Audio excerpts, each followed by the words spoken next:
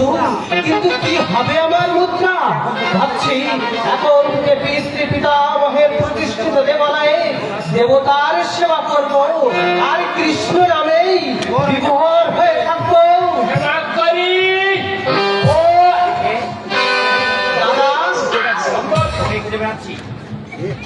আমি তো তোকেই খুঁজে বেড়াতাম। কেন দাদা? রাজপুরোহিতের চাকরি তো তোমায় দিয়ে দিয়েছি, পৈতৃক সম্পত্তিও তোমায় লিখে দিয়েছি, আর তো আমার কিছুই নেই। বললে এখন তো তোর নামে ওই জনার্দনের মন্দিরটা দাদা, ওই জনার্দনের মন্দিরটা আমার নামে তুই আমার নামে লিখে দে ভাই। কি করবে? তুমি মন্দির নিয়ে কি করবে? চুপ কর, আমি চুপ কর। দাদা, আমার অনেক দিনের শখ। মন্দিরটা আমার বিশেষ প্রয়োজন। ওইটা ভেঙে তুলি, ওইখানে আমি আমদা চালদা সাজিয়ে একটা বাগান বানাই। দাদা, দেব মন্দির ভেঙে তুমি বাগান বাড়ি করবে, পুণ্যতীর্থ মন্দির হবে তোমার বিলাস কক্ষে পরিণত করবে? না না, এ হতে পারে না দাদা। আরে দেখাবি না, এই মন্দির না হাতি, ওই দেব মন্দিরটা হাতি। আদেশ এই, ওই যুবরাজের আদেশ। এই বিধর্মী কত মন্দির আছে, সব ভেঙে উদ্ভব।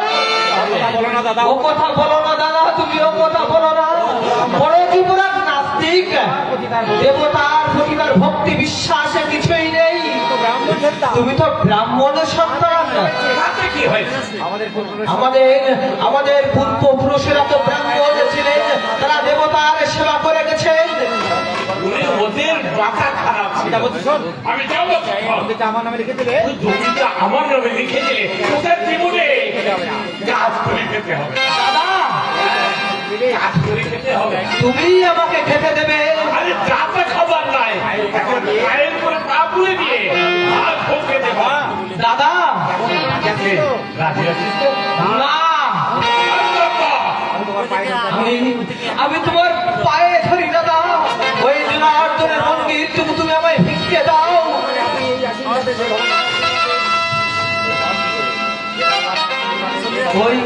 ওই ভগবানের আশীর্বাদে দাঁড়িয়ে আছো, এখনো তুমি দাঁড়িয়ে আছো। সেই দেব মন্দির তুমি বিলাস কক্ষে পরিণত করবে, ওই পুণ্যতীর্থ মন্দির হবে তোমার বিলাস বাসনের রঙ্গস্থল। তুমি না হিন্দু, তোমার শিরায় শিরায় কি ব্রহ্ম রক্ত প্রবাহিত হচ্ছে না? বটে ওকে, এখনো এখনো বলছি, আদেশ যদি না দিস, আমি কিন্তু জোর করে এই মন্দির ভেঙে দেবো।